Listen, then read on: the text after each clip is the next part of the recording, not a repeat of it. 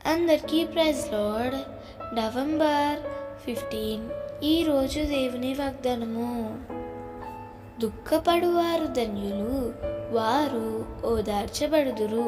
మత్తయి సువార్త 5వ అధ్యాయము 4వ వచనము.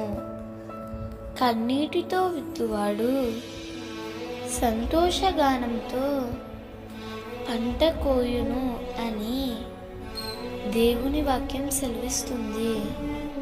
ఈరోజు నీవు ఎందు నిమిత్తము కన్నీళ్లు విడుస్తున్నావో, ఎందు నిమిత్తము దుఃఖపడుతున్నావో దేవుడు చూస్తున్నాడు.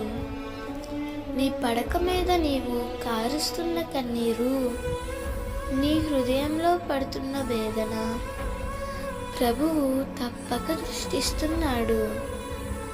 ఆయన తప్పక నిన్ను ఓదారుస్తాడు.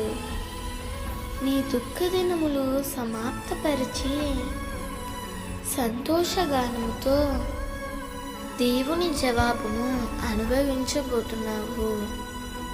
ఆనాడు లేయా ద్వేషించబడుట దేవుడు చూచాడు. ఆమె గర్భంలో నుండి గొప్ప జనాంగములను బయటికి తీసుకువచ్చాడు.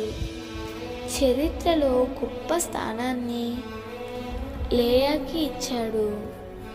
చివరి వరకు యాకోబుకు అండగా లేయాని నిలబెట్టాడు.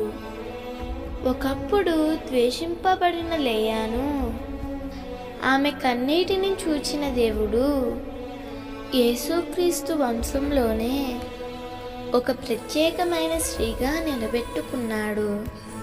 బహుతరాలకు దీవెనకరంగా మార్చాడు.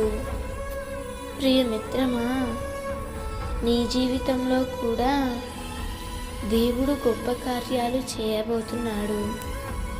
నమ్మకంతో, విశ్వాసంతో ప్రభు కొరకు ఎదురు చూడు.